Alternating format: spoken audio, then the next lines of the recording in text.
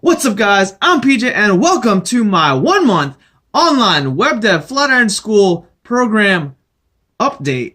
Welcome to my vlog. Welcome to my vlog. Welcome to my vlog. It's PJ's vlog. Yeah.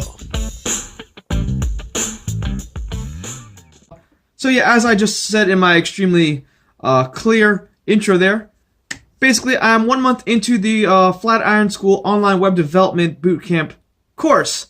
Just a little recap. If you guys don't know, my goals, or I guess my situation right now is I quit my job to do the course full time, to finish it as quickly as possible, and also to focus as much as I can on it without having to like jump back and forth between my old job in engineering and thinking that way, and then switching back and thinking about programming when I got back home from work or whatever. So that's my goals, my personal goals, and that's my current situation. So with that being said, my goals for the program, or my hopes, I guess, are I want to finish the course as quickly as possible because like I said, I'm currently unemployed. But more importantly than finishing the course quickly is I want to finish it well and effectively, and I want to make sure that when I'm done, that I have a really solid foundation and understanding of all the curriculum concepts and all the material, and I just want to make sure I'm set up to enter the field prepared and ready to hit the ground running, and just as a really solid junior web developer, and for myself, but also for kind of for the sake of the reputation of the school. So yeah, I am 1 month in right now. I'm currently in the middle of the Sinatra section. If I were to look at all like the different subjects and topics, it looks like it's like halfway through the program, but it's really not. All the stuff before it is like easy, basic building blocks. I've built up to these later portions, so I know that what I have left is probably exponentially harder than what I've already gone through. But with that being said, I am this far after 1 month. I have wrapped up my first portfolio project and review, and you guys can check out the video I made demoing that project. I'll put a link in the description below, or I'll probably link it at one of these like corner things that pops up. Yeah, so I'm actually hoping to get started on my second portfolio project by the end of next week, hopefully earlier, and then maybe wrap it up by the end of next weekend, or a couple days after that. I guess I just want to share a couple impressions that I have so far after 1 month of being in the program full time. So as you guys know, I did a lot of the bootcamp prep courses and like a lot of the free courses that they offer on the Flatiron School. And so when I started the program, the bootcamp program, officially, the environment was very familiar to me. I was set up with all the right software already. I already had a GitHub page. My Slack was set up and everything. So I basically was able to hit the ground running, and yeah, everything was super familiar, so I didn't have to adjust or anything. I already was used to working in this way, so that was really helpful. Let's see what else. There are a lot of study groups online for all the online students, and those basically kind of boil down to like really small groups of students and like an instructor talking about very specific topics. So it's a really good way to get like basically really almost, it's like pretty much one-on-one just help, I guess, when you need it. It's probably like an average of 4 to 5 students, and then an instructor for each study group. And then when there's like big like lectures, online lectures, there's like maybe a little bit more, like 10 or 12.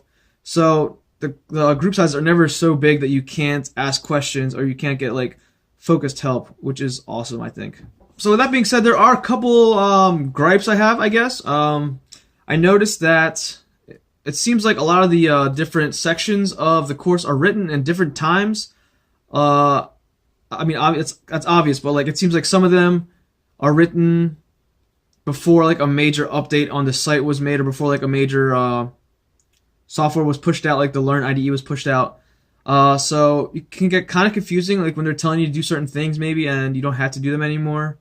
So it would be nice if they maybe were able to update everything to just be like nice and clear and like flow all together. I mean, it's not that hard of a mental like hurdle. But if you're not aware that, like, some of these were written in 2015, and this video lecture was recorded like in 2015 before this other video lecture that I already went through was recorded. You kind of see like the different teaching styles and how like they evolve for the different instructors over time. So it's like a slight adjustment and just like an expectation to have, I guess, before going into it. But I don't think it's a huge issue. It's not a deal breaker by any means. One of the big things, but probably my biggest gripe of the curriculum so far, was the HTML and CSS section. It was a particular instructor, and it was all taught by a particular instructor, and his like a level of energy and just his I don't know, his voice, I guess. Not to be mean, but it was like really bland and boring, and it was hard to focus on. Fortunately for me, I was pretty like familiar with HTML and CSS already, so I was able to kind of go through that quickly. But I think for somebody totally new to HTML and CSS, that portion was probably like just like trudging along slowly and maybe painfully. I did give feedback a few times on that section, and apparently a lot of other people did too. And actually, in the last couple days, actually I think yesterday, they actually rolled out a new and revamped HTML and CSS section, and they actually broke it up as well and added more updated labs and lessons. And since I was already done, I don't need to go back and do them, but I think I will just check them out and see kind of how they updated it, and see if I can maybe pick up a few more things here and there. It's nice to see that they're actually listening to the feedback of the students, and they're actually working on improving the curriculum based off of that feedback. So I think it's really cool, and makes me really hopeful for just what's ahead for Flatiron School. So, and lastly, the last impression that I have, I did go through my first project review, and that was a really cool experience for me. The way they kind of go about doing that and handle that through the Flatiron School is the instructor asks you how to use your project, how it's run. You have to do a blog post as well, and also like a short video demo, which I mentioned earlier. And then after all that is submitted, the instructor and you kind of meet up online, and you kind of walk through your code.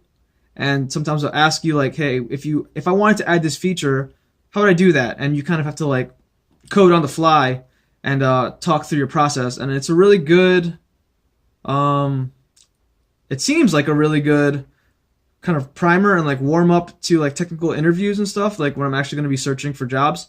An instructor did tell me beforehand, I was like in a study group kind of like going through what the first project was going to be about, and the instructor I did ask about the first assessment, and the instructor who was leading the study group did kind of say like, yeah, this first project review is going to be like a warm up, because it is your first project review. We don't want to like totally slam you guys and totally like crush your hopes and dreams and totally make you guys super nervous like on the spot. So I think I did well on my project review, and I'm really excited for them to get harder, and I want to be pushed more.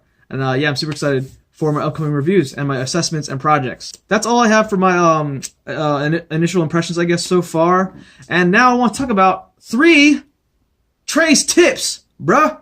So yeah, I have 3 tips for you guys if you're interested in looking into the Flatiron Bootcamp course. I've been contacted by a surprising amount of friends and family who are interested in making a switch into coding, web development, and this is kind of for you guys and also for any other people who might be looking into it.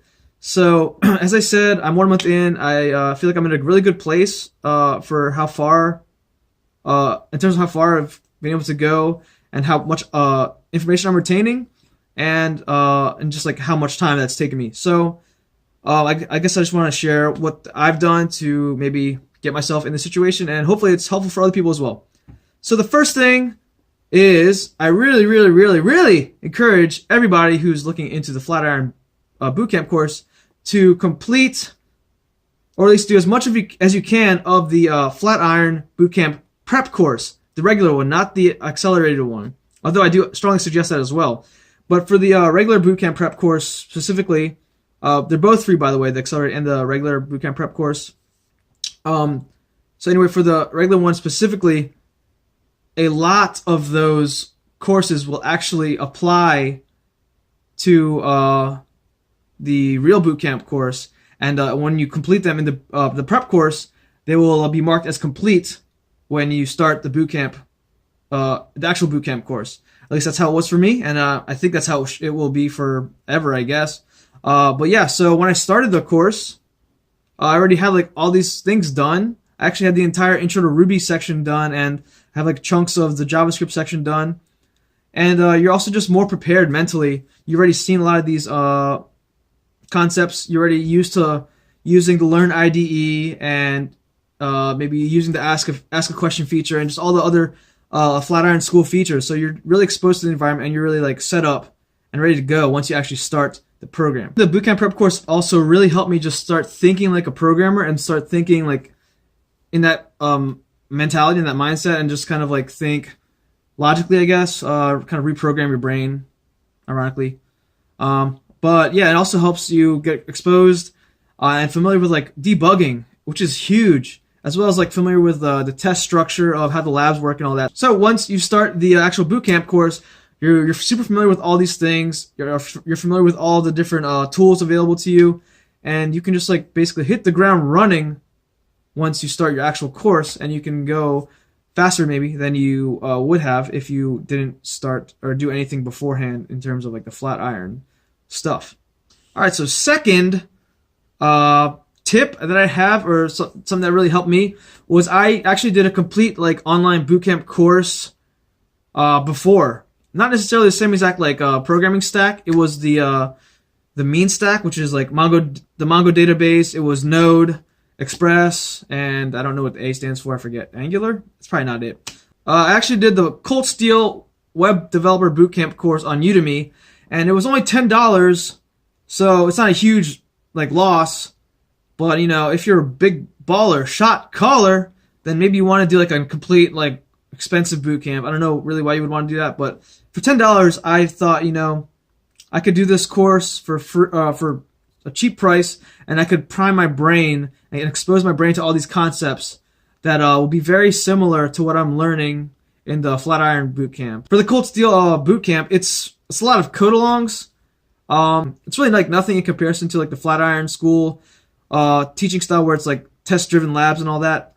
So it's a lot of code-alongs, and for me, that wasn't like something that I can really learn well through. But it was still very helpful for me to just like get exposed to the concepts and kind of like see them in action, and just prime my brain for once I come across them, and like actually really work through them in the Flatiron curriculum.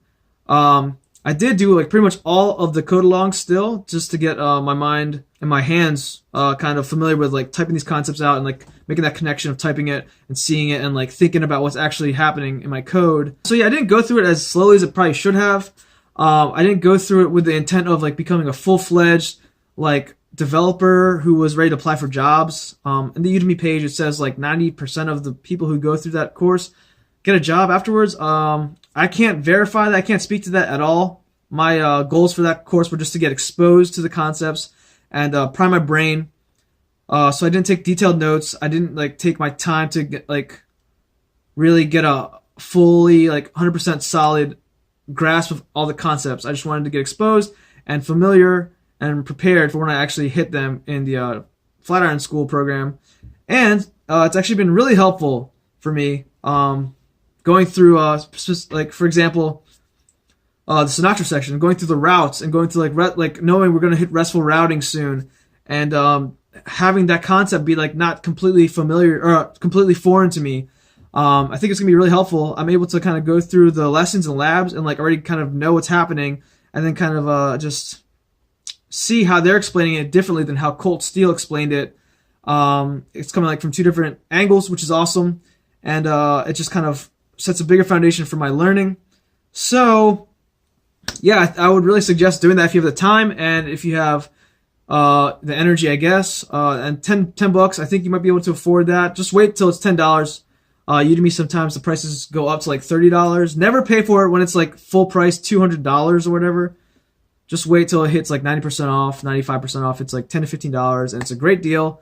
But yeah, it's been super helpful for me, and I really suggest doing that as well.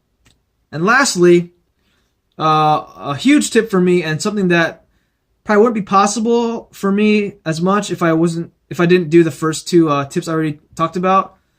This last tip is to rest and take your time and pace yourself, and don't get burned out. So for me, like I said, I'm doing this full time, So I'm basically waking up 8 o'clock or so, and then I work on it till like 5 or 6. And if I'm not doing anything that evening, like with church stuff or whatever, I work on it again till like 7 or 8 to 7 o'clock to 8 o'clock or whatever till like 10 o'clock again.